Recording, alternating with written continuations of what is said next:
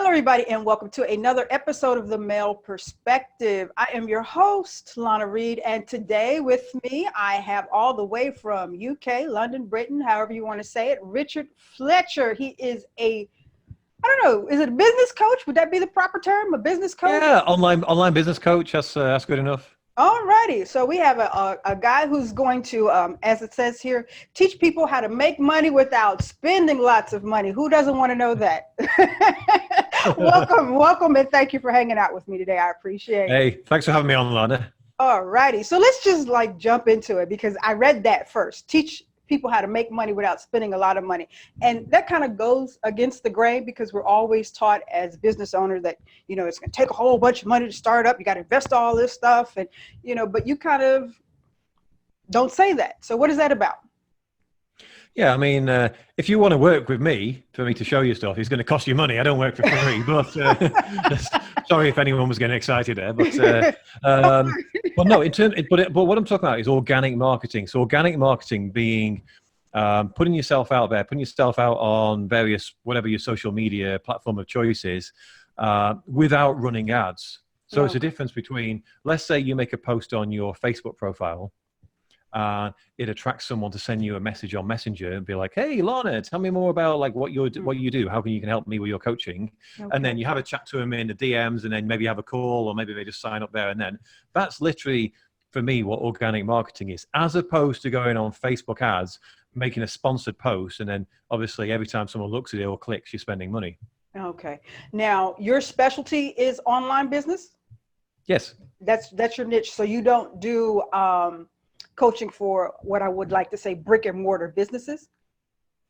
Not really. I mean, what I do could work for them, but no, I specialize with online people. Most of the people I work with are coaches of some description, and most of them aren't business coaches. They're like life coaches, fitness coaches. Okay. I get quite a few people in the sort of the spirituality type realm where I find people in those niches or niches, as you probably say, if you're going out to an American audience. We say niche, you say niche. People in those kind of niches tend to be, a lot of them are really, really good at what they do. They get great results for people, like overcoming anxiety or feeling more comfortable, achieving enlightenment or whatever, lofty goals they've got. But they're often really bad at selling what they do in a way that it gives a clear benefit. And what you end up with these kind of sales pages full of lots of airy fairy terms, be happier and have a better life and stuff. And it just doesn't really stand out from a crowd. So what I kind of specialize in is helping those people stand out. What is their unique part of the world? How can someone see what they do and be like, oh, I need some of that. Okay. All right. Okay, that's good. Now you mentioned earlier, Facebook ads. And, as you sift through all of the stuff, reading about how to get your online presence up to bar, Facebook ads is something that is really, really pushed because that seems to be the big guy out there. I know we in America and you over there in Britain, we've had some pushback on Facebook, but it's always kind of pushed in our head, Facebook. So if we don't use Facebook ads, what's the alternative, or how do you kind of get out there? Okay, so I always say there's not one single right way to do business. So I'm not saying Facebook ads are wrong. I mean, loads of people are getting success with it. I would look like a pretty big idiot if I'm like, nobody should be running Facebook ads. There's a lot of people making a lot of money. But one of the problems you get is there's a lot of people who are signing up with various systems that tell them to, effectively, it's like set up a Facebook ad that goes to a landing page, that goes to some sort of webinar where you go through your services and you talk about what the problem the customer has or whatever, that allows them to then book a call with you where you sign them up. And so many people are doing that right now and spending $3,000, $4,000, $5,000 a month and not seeing much back in return. And part of the reason for that is, well, some of the stuff I mentioned before where they haven't quite really clearly defined out the benefits in their offer and who they're talking to, and they sound a bit generic. Throwing lots of money at the problem in the form of Facebook ads isn't going to fix their problem. So organic is a really great way to start. If you imagine that, literally, I'm branching out and diversifying a bit these days, but last year, literally all I did was I would add people as friends on Facebook who I thought might be ideal for my coaching program. And then on an almost daily basis, around 5 times a week, I'll make some sort of post aimed at them. It might be a post talking about the kind of problems they're experiencing with their business, why the coaching programs they've gone through haven't worked for them so far. Maybe a specific post talking about a specific area of business, maybe how they get leads in or how they convert or a problem on a sales call. I'll make posts talking about credibility, like results I've got for people just like them. And what happens is people come in, people are super skeptical these days, aren't they, Lana? It's like we've all taken a bunch of courses, spent 20, 30, 100 grand and like not got returns. And we're like, okay, everything is a scam. So it takes a lot more effort to get trusted, which means organic, I feel you have so many more chances. Like someone becomes friends with you and sees a post for you in one day and they're like, okay, cool, whatever, scroll by. Then you see another post and like, oh, okay, interesting. Then you see a live video where they get some useful information. Like for example, one woman watched a live video where I did a training on how to get more engagement on your Facebook posts. And she like did a specific thing that I said to do. And she got like 187 comments, which, no, on all her other posts, she's getting like 2 and 3 comments. Now, obviously engagement doesn't equal money, but she does that and gets a small result. She's now going to be paying attention to me more in future. And this is kind of what you do over the course of like maybe a month or so. You'll find that people follow you. They're skeptical at first, but then over time they start to trust you. And that's when they appear in your messenger inbox and say, hey, Lana, can you help me out? How would your program work for me? Can you tell me more about your program? And that's when you get into a one-on-one conversation and you filter out the ones who aren't right and you convert the ones who are. I mean, it sounds really simple and it is, but that first bit of getting your offer right and knowing who you're talking to and knowing the right kind of post to make is so key. Awesome tips. Awesome tips. Now, listening to you talk, it seems like there's a trade-off. So you're telling people or you're suggesting to people that you don't have to spend a lot of money to get your business going, but there's this organic process. And that seems like that's very time consuming. So we're going to have to accept in the beginning as we're growing that this whole social media online thing is going to be a big chunk of our time. Is that correct? Yes and no. I mean, while you're learning it, it's going to take more time, definitely, because you're going to spend more time writing posts. It might take you an hour to write like a 300-400 word post because you're thinking about how to do it. Then you, like, say if you're working with me, you'd send it to me in a Google Doc for feedback, and I'd fill it full of horrible comments saying this is wrong, that's me. And you spend like 3 hours in the corner crying about the mean man, but then you go away and fix it. You're like, why did I give this guy any money? I hate this guy so much. But then you come back and you fix it. And then I'd be like, okay, that's good. Now we need to fix this and this. And we might go back 3 or 4 times, especially in the early days, but then you've got something that's really good and you won't make the same mistakes again. So it's kind of like fixing the leaky holes in a bucket. There's only so many mistakes you're making. So that takes time first. But now I find in terms of the actual time I have to spend on social media, even if I make a longish post, which is like 500 words, it takes 15, 20 minutes to write, if that. Okay. And then I might spend another 15, 20 minutes maybe responding to comments. And then any leads that come in, I'll speak to them as well. So that's maybe like an hour out of my day. It's not crazy time. I used to work in a corporate job where, you're typing up boring documents all day for like 9 till 5. So in comparison to that, it's like, yeah, I know it's not passive income from the beach, but how many people are really doing that anyway? That's true. That's true. Now, let me be nosy a little bit because you just mentioned something. You said you used to work corporate. So there was a life, Richard had a life before he was a coach. So how did you move into this? I did, yeah. I wasn't born and then become a coach. No. Well, I won't give you like the long story, but I've been doing this stuff a long time, mostly unsuccessfully. I did MLM back in the day, in like 2003. I did you've heard of Herbalife, right? Yes, everybody, yeah. I did, yeah. Well, I signed up with them and I was like, my upline was like, well, hey, if you're a serious businessman, I'm like, I'm a serious businessman. If you're a serious businessman, you need to sign up with the super duper diamond distributor plan, whatever the hell they called it. And I ended up with like $3,000 worth of stock in my parents' garage, but never got sold. And then I ended up taking it to the tip. That was my first foray into business. I did another MLM later, which was similar sort of results. And I was like, no more MLMs. Okay. And I did a number of online businesses where I learned a little bit with each one until eventually, completely randomly, just a comment from someone one day, I ended up setting up a business being a dating coach, like helping men meet their kind of like Miss Right. So without all the sort of the sleazy pickup tricks and whatever. And I went through 4 different incarnations of my brand until I kind of stuck on something that actually worked. And that sort of process taught me a lot about kind of what branding is, what people respond to, what they don't, what kind of makes people trust you, what doesn't make people trust you. And that was really instructive. And I found myself over time being in a lot of groups where I was just giving advice on online marketing or whatever. And after a while, I was like, why don't I just set up my own group? Because I keep on like writing posts that like disagrees with like the person who owns a group or whatever, and I get kicked out. Or I'm just like, why am I building someone else's group when I could just do my own group and talk about whatever I want? And I did that. I set that up in June 2018, just on a whim, and invited some people in, and that grew. And then before I knew it, people was like, can you help us out with this? So I created a course without really meaning to. It was like, people want this, I'll create a course. And that's kind of just snowballed from there. And here we are, what is it now? February 2019? 2020. 2020. I know, right? See, this is what happens when you work for yourself from home. I don't even know what day it is for you. What day is it? Don't know how old I am. Don't know. I know, right? It's not Did I brush my teeth today? Yeah, it's Friday. Like, oh yeah, it's Friday weekend. I'm like, I don't care. So yeah, that's how I got to this point. It's kind of by accident, and it's sort of me ramping up the online coaching coincided with me getting married and just losing interest in the dating side. There's only so much. That's fine. I kind of found I was like getting the same men with the same problems, and I was just kind of bored of it, and I was more interested in online marketing. So I just stopped doing that and started doing this, and here we are today. Okay, I love it. I love it. Now, listening to your whole transition, it's only a certain type of person that will make that transition. And I like to tell people all the time, some of us are built for 9-to-5s, and some of us have that business spirit. So as you've grown in this, what type of person is good for a business, to be a business owner? What kind of qualities or skill sets do they have? Oh, that's a great question.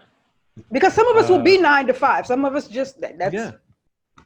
And there's nothing wrong with that. I guess there's no shame in that whatsoever. Yeah. There's no shame in that. There's a lot of people who are like, no, if you're going to work every day and you don't love every second of it, there's something wrong with that. And I'm like, yeah, but someone's got to like fix my car. Someone's got to work in like the local shop or whatever. Not everyone's going to love it. And there's no shame in that whatsoever. We're not all meant to be like Elon Musk. Yes. Because I think, not to cut you off, because I think sometimes us that are business minded, it's so overwhelming. The message is so overwhelming out there that the people that are 9-to-5, they're like, well, something is wrong with me. And, sometimes it's nice to say, no, it's nothing wrong with you. It's just, it's okay. Your presence is needed in this world. There's nothing wrong with it. There's nothing wrong with them. But, most people who are kind of listening to me and looking at from my advice, they're kind of in the mindset where they don't want to be a 9-to-5er anyway. But 9-to-5ers aren't looking for my help anyway. But the quality, to answer your question, it seemed like you asked it a long time ago now. But I know. To answer your question, there's a number of important qualities. One is, what's the word? Not determination, resilience. That's the word I'm looking for. Because unless you're extremely lucky and you just hit it out the park with your first effort, which is maybe like 1 in a million people, you do get those stories, but I often think those stories are kind of like luck. Someone just, the first thing they did, like you might buy one lottery ticket and win, but that's not a strategy, is it? No. There's always one person who gets lucky. But for the rest of us, you're going to get beaten up a lot. Like you're gonna do things like I did, spend 3 months creating a program where you're like away in like your man cave, creating like I created like 65 videos where I put them onto a course, and I created it, and then I went to market and found out nobody wanted to buy it. That was a real kick in the teeth. Then you learn, but then you learn something about it. You're like, maybe I'll market the course up front before I spend 3 months creating it. Maybe I'll find out if anybody wants to buy this thing before I put all this effort into it. So valuable experience, but also a painful one. If you don't like being beaten up, or you can't at least get up when you've been beaten up, then it's not for you, because there's a lot of setbacks. Even recently, like last year, I had a day job, well, albeit as a contractor, I was technically self-employed, but still a day job until the end of December 2018. I've been careful with the year now. I think that's right. Yeah, so just over a year. Right. It was 2018. Yeah. 2019 in January, I was doing all right, but I was still a bit worried because it was my first time completely on my own doing my online business. And January was a bit quiet. I didn't really sign it up. I didn't make any money. Then the last week of January, I had someone who was like, yeah, I'll give you $6,000 to coach me. And I was like, brilliant. And he's like, I'll send you the money now. And then he ghosted me. I haven't heard a word from him since. And that was just like, at that point, I was like, maybe I'll just go back and get a job again. And I'm really glad I didn't. But, my point of this is you're going to get stuff like this. And if you can't handle this stuff, if you can't be like, it's okay to feel sad about it. It's okay to feel like, God, this is awful. But you've got to pick yourself up and, go again. Mm-hmm. I don't know. Hopefully this is comforting for some people who may be going through this now, who are like, oh, online business is so easy for all these people, but it's not for me. It really isn't. For most people, it's a real struggle. But the image they project is like, life is so great and so brilliant. And you don't necessarily see the horrible journey they went through to get there, crawling through like the sewage pit, like on, like on the Shawshank Redemption, where you crawl through like that's the downfall of sewage, downfall of social media. We only see the fancy cars and the whatever. Yeah, right. We don't see everything that went to get to that. No, you don't see the sewage pit. So resilience and I'd say focus as well. Because when you've got a day job, you know what it takes to not get fired. Let's be honest, most people are trying not to get fired. So the boss says, I need that report on my desk by 9 o'clock tomorrow morning. You might mess about all day, but you make sure the report is ready for 9 o'clock tomorrow morning. Even if you spend half your day on Facebook or like sitting on the toilet checking your phone, hoping no one, that's what I used to do in work. But I'd make sure that the work was done. I do a little thing. If I was in a meeting and there's 9 people in the meeting, I'm like, I will send this email out after the meeting with all this stuff on, and you'll get it. I would do it immediately afterwards because I know that's my reputation. But the rest of the day, I'll just do nothing. I'll sit around drinking coffee and just talking rubbish. When you're an entrepreneur doing your own thing, well, you kind of don't have that luxury. So you've got to be able to be the boss of yourself and go, okay, I don't feel like getting up this morning. I'm a little bit tired, but I've got this stuff to do. I'm going to kind of override my lazy brain, my desire to procrastinate, and go and do it anyway and do the stuff that needs doing. Also, the ability to decipher what is important from what is not important, and don't spend your day doing absolute nonsense busy work that a VA could do, but actually do the stuff that brings money into your business. I always say that the marketing at its most basic level is a one-on-one conversation between two human beings. And if you can create as many of those one-on-one conversations between you and a human being who actually needs what you have, you're going to be making money eventually. You're going to sign people up. And a lot of this fancy stuff with like Facebook ads and complex funnels and email follow-ups and all that kind of stuff, it clouds that fact, which is you're just trying to have a conversation with another human being who needs your help. Sounds like bringing it back to the human beings that we used to be a few years ago, just one-on-one conversations, connecting or whatever. Now I heard you mention something, and I want to ask because I think new business owners struggle with this. You mentioned like your service fee. In the beginning, when you're starting, there is a inclination to either give away your services for free or discount your services. And then some people say, no, just charge what you should be making right off the top. How do you feel about that? I say to a lot of my people, I don't know if this might surprise you, but I actually think it's right to discount it when you don't have any results. Okay. Now, when you've got people who are charging like 10K for like an online marketing course, well, if they've got loads of results behind them and they know they can help you and they're going to help you one-on-one to get to a certain position, then it's worth the money. But someone who just did like their first digital marketing course over like a weekend seminar last weekend has no right to be charging that. They need to get some smaller clients and get some like small wins first, then build up to the bigger wins. That's also going to give them more confidence. It's going to give them more confidence when they do charge higher fees. But yeah, I think there's too many people trying to charge too much money who aren't good enough at what they do, quite frankly. In terms of a strategy to go about doing that, I would say, let's say we can distinguish between service-based businesses and coaches, but either way, you need to get results for other people. So if you're offering let's say you're a copywriter, you need to write some copy for other human beings that sells some product, but gets them a better result than they would have got themselves. It might not be the best copy in the world. It might not be better than like the best copywriter out there would write, but it's better than they could have done. And it gets them a result. Even if you write it for free, even if they only pay you $100, even if you go into like the Cult of Copy jobs board group on Facebook and you say, look, I'm brand new to writing copy, but I've done a bunch of courses and I've done some tests myself and, I've had some good results. Who would be interested, anyone here who's not great at writing copy and having me write some emails for them for free? And all you've got to do is be able to put them out to your list and tell me the results that come back. And if you like those results, then you give me a testimonial. That's all I want to build my business. Okay. You could do something like that. You do that in a few groups. You do that in a few places. You make some contacts where maybe you add some people as friends on Facebook and you see the kind of posts they're making on their feed and you go, that's not going to work. And I know exactly why. And I know what they need to do instead. You could send them a private message and say, hey, forgive the cold message, but I notice you're posting about this and you're not getting much engagement. You're not getting much back. I see that on your feed. And I'm not trying to be, I'm not trying to be like mean here or anything, but I'm trying to start my copywriting business and I really think I could help you. I wondered if you'd be willing to have a chat with me and maybe let me write some posts for you that you could post to get some leads in that you could then convert into customers. How would you feel about that? In return, as long as you're happy with what I do, then you give me a testimonial to say how good you thought the work was. And if you're not happy, well, you've written a few posts and you didn't quite engage, well, you've not really lost anything.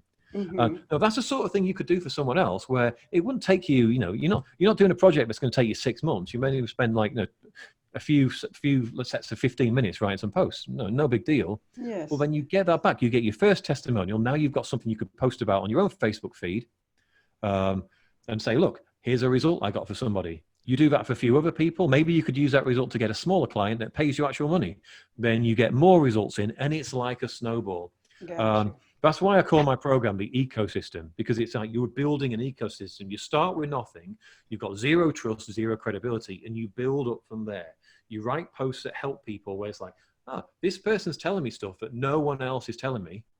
And that's useful. I've not thought of, sometimes I get comments saying, I've never thought about it in this way before, Richard. Not to big myself up or anything, but sometimes I get those kind of comments. And it's like, and it just tells me that my content is on point. It tells me that people are seeing stuff on my feed that other people aren't telling them, which means it's not the same generic content. Like a lot of what we see on our feeds these days, you'll be seeing it yourself, Lana, like be authentic if you want to get ahead in business. Be positive. Positivity always wins. And the latest one is like, watch out for people doing their show reels on social media. It's not real. Don't feel sad about it. And it's like, we agree with all that stuff, but we've seen it before. You have to have something new. But what if you wrote a post that said, authenticity is an absolute load of nonsense and has nothing whatsoever to do with you getting clients? You're going to carry on reading that because it's the complete opposite of what you've heard already.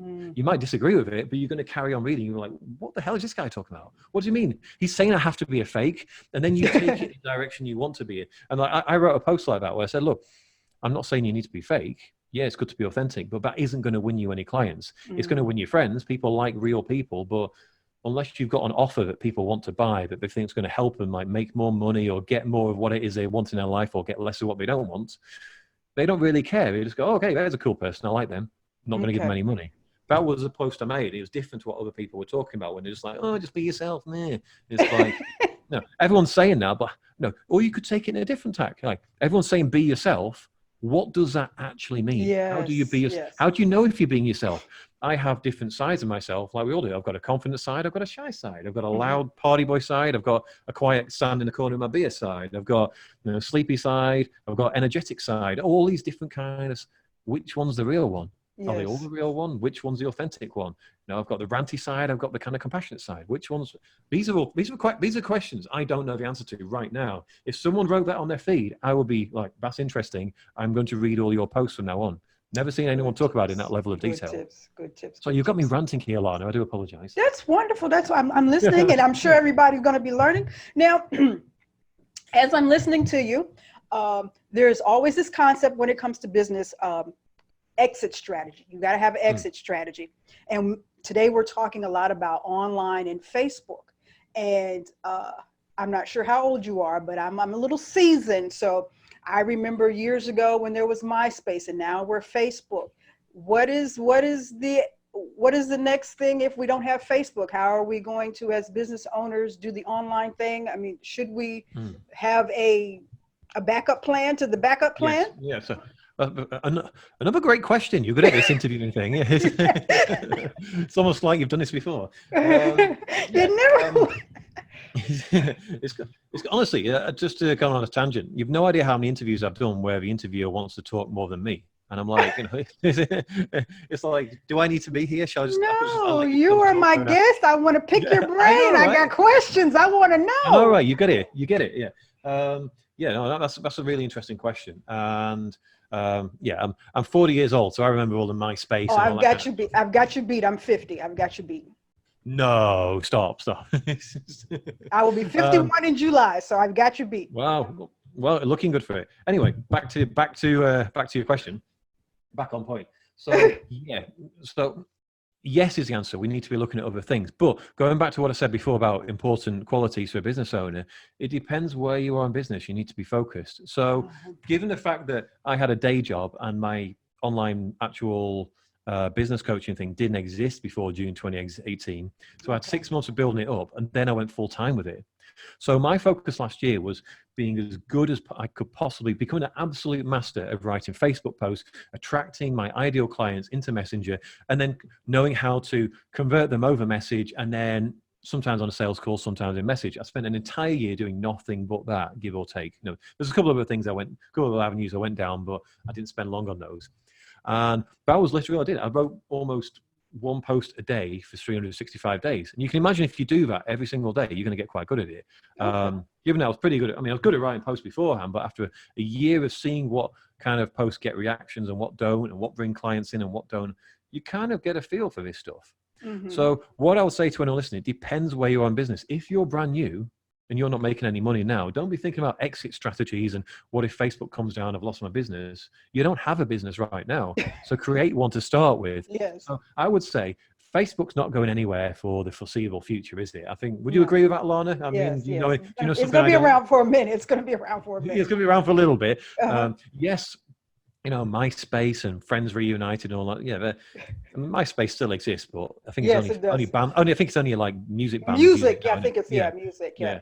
Yeah. I don't know an actual person that's been on there like that I know for years. So yeah, Facebook could easily go that way. There's all new stuff like TikTok now. Who knows if that could Yes. overtake Facebook? Probably not. But there's new stuff all the time. There's always a new like pretender to the throne that could overtake Facebook. So, and obviously, there's a lot of the young people, like 20s and younger, they're using Instagram and other things and not using Facebook. So when they become like our age and older, and we die and stop using social media, is Facebook dead then? Because the kids aren't using it. That's when Facebook is likely to die out, to be honest.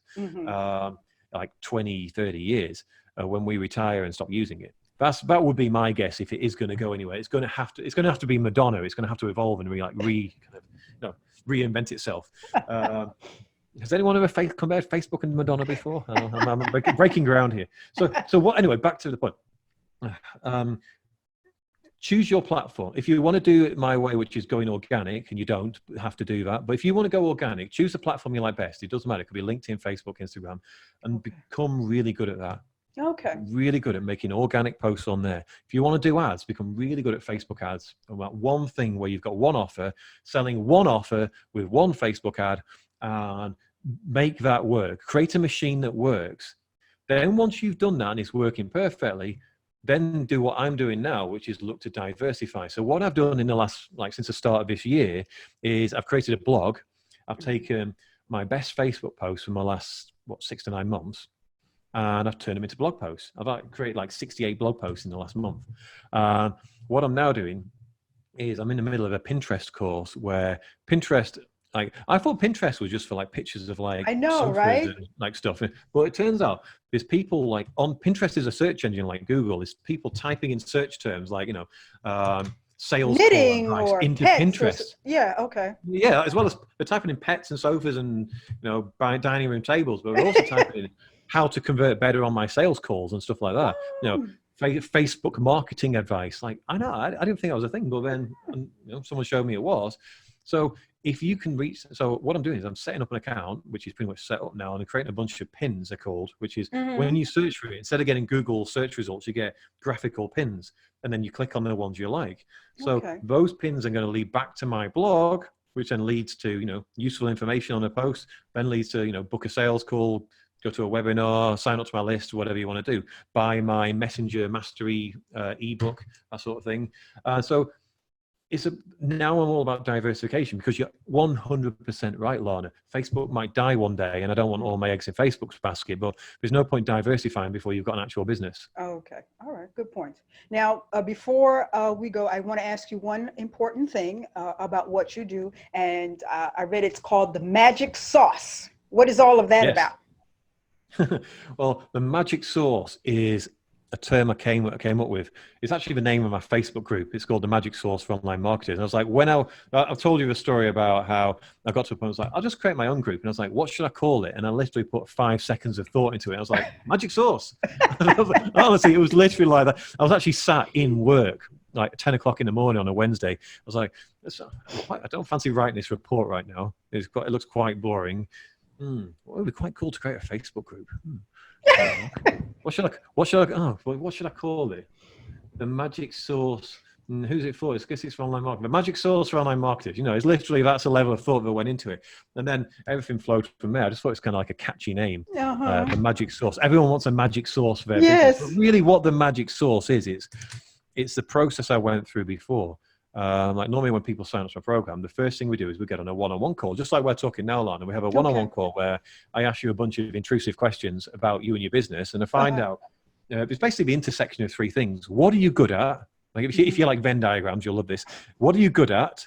What do you like doing? And what will people pay for? The bit in the middle of that is what your like unique offer should be. So what I'm finding is there's so many people who've paid so much money to go through these generic courses where they learn the theory behind how to create a great offer, and they know how to do it, like the technicalities of doing it, but then the actual application of how it works with their specific unique business, their specific unique personality, and making it kind of authentic to them and make it feel good for them and for their unique marketplace and their audience and who they want to deal with and all that kind of stuff. The actual application of that is really, really difficult, and it needs someone to kind of ask them, like me, to ask them a bunch of questions, say, okay, why don't you do an offer like this aimed at these people? And they go, oh yeah, I didn't think of that. And that's like the foundations that your house is built upon. And most people never get this part right, and then they're spending all this time trying to like learn copywriting and better sales call techniques, but the reason people aren't signing up is because of this first bit. Yes. It seems like you are the person that kind of gets everybody out of their rut and on their way. That's the aim. Yeah. I question people quite hard before they sign up to make sure they're the right kind of person who wants to get out of a rut. I've had bad experiences before with what I call hope junkies, like the people who are like, oh my God, it sounds great. Let me sign up. This is going to fix all my problems. And they get into a program. They're like, I didn't realize I have to do any work. Like, I don't know.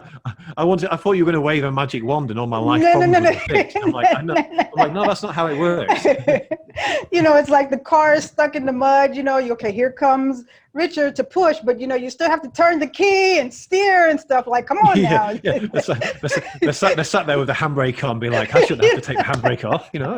What do you think this is? I paid you to move the car. All right, Richard.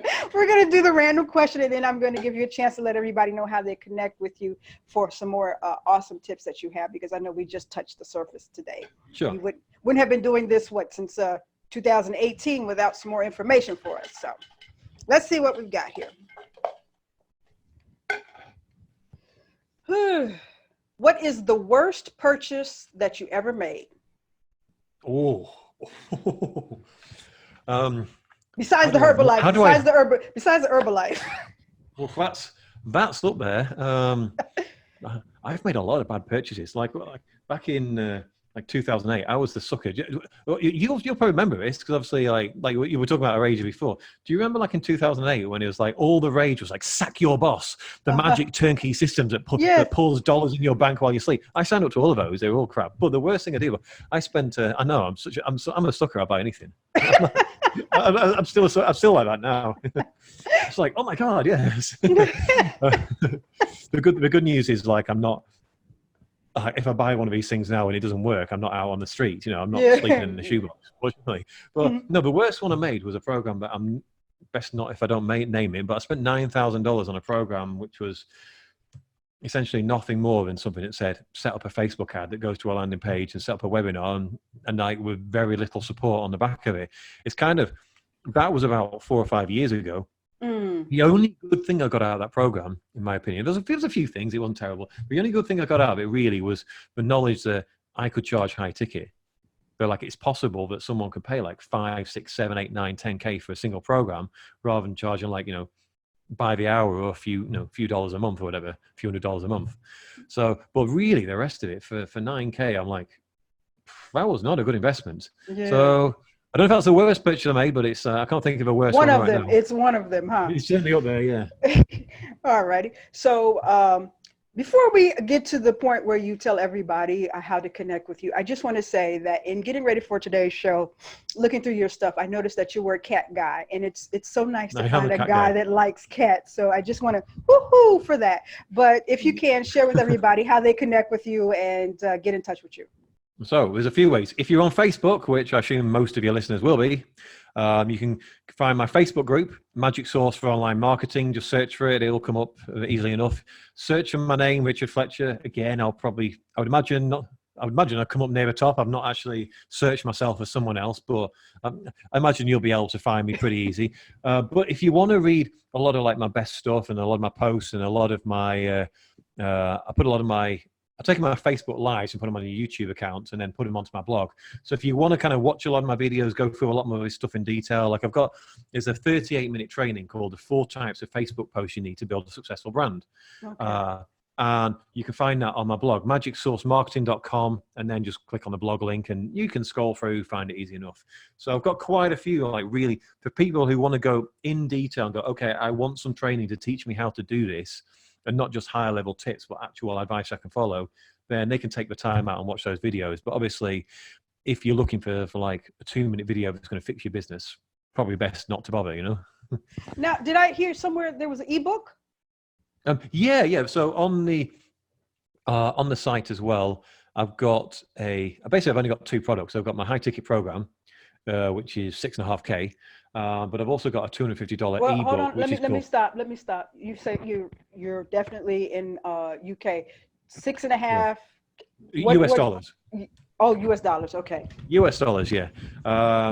Yeah, I put my price in US dollars because my customers are everywhere, and Okay. not everybody understands British pounds. British. British pounds. What the problem I got with putting British pounds? If I say it's like 5K to you, you're like great, and then you get a bill for 6.5K in US dollars, and you're like, you're not too happy about that. So it converts better the other way. Okay. Anyway, back to the yeah. So my Messenger Mastery ebook it's pretty short. It's 22 pages long, but it's all about over the last 18 months. I've tested to a crazy degree what to respond to people when they come to you and ask you questions like, "Hey Lana, can you tell me more about your program? Hey Lana, how much is it? Hey Lana, that sounds great, but I first need to have a conversation with 93 of your competitors, but let me circle back and I'll get back to you." And you're like, okay, I don't want to say that I hate you right now. No, I know, right? But there's a way I want to respond to this in a way that doesn't make them go and do this. How do I do that? Yeah, all of this okay. kind of stuff. Why should I choose you instead of someone else? That sort of thing. All those things. I've tested all kinds of responses, and I've come up with the stuff that works best for filtering out the people you don't like, first of all, because you don't want to sign up everybody. But most importantly, converting the people who should be converted and not letting these people slip through your fingers. When you've got a high ticket program, you don't want to be making a mistake and losing 5K or more every single time you make a silly error. So it's kind of like the best messages you can use, but build credibility, make people want to know more about your business, and actually make you want to sign up. So yeah, that's my Messenger Mastery ebook. So in 25 years, will we see Richard still making his money online, or will you have other things you want to do? Right now I'm happy doing this, but I do get bored easily. So who knows? Who knows what I'll be doing? But yeah, I mean, I like doing this. I've always liked coaching and kind of like giving out advice and helping people and stuff. So I like that side of it. Like I get a buzz from someone comes to me with a business they're not happy with, and they go away and be like, "Oh yeah, I just made all these sales. I'm really happy." That's the buzz for me, and obviously I win because I get paid well as well. So I get to sit at home and sit with the cats all day and not work too hard and still help a lot of people. So that's as long as I'm happy doing that, then I don't see myself stopping anytime soon. But I mean, the online world is changing so fast. Who knows where it's going to go to? Yes. Awesome. Well, Richard, I've had a good time talking to you today and then listening to everything that you have shared. That's some very useful tips.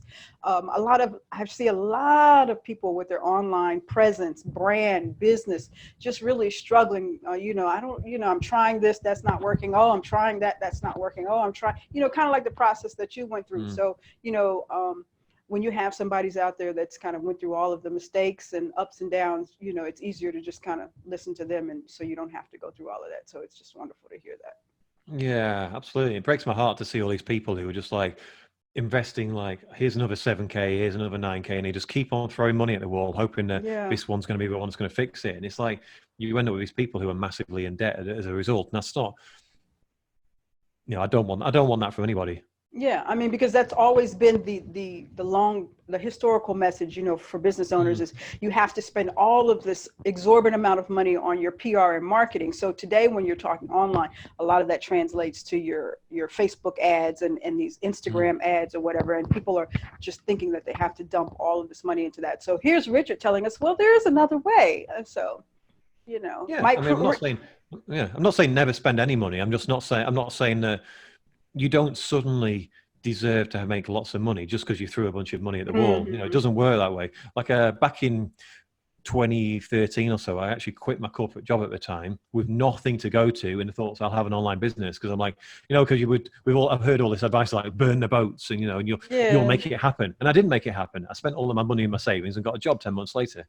So it's kind of don't be an idiot. Yeah. Obvious advice, but it's like, learn from Richard. Learn from Richard.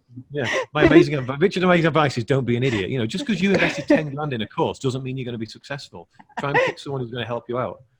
Don't spend 10 grand on a course. Don't spend 9K on the MLN. Don't buy Herbalife. Okay. Just learn from Richard. Yeah. I mean, I don't want to get sued by Herbalife here, but I know, right? Well, the MLL thing has been up. But anyways, we're not going to go there. But Richard, thank you again. Thank you again for hanging out with me today. I've had a wonderful, wonderful time talking to you today. It's been a pleasure. Thank you. All right, everybody, that is it for this week's episode of The Male Perspective. I am your host, Lana Reid, and I will see everybody next time.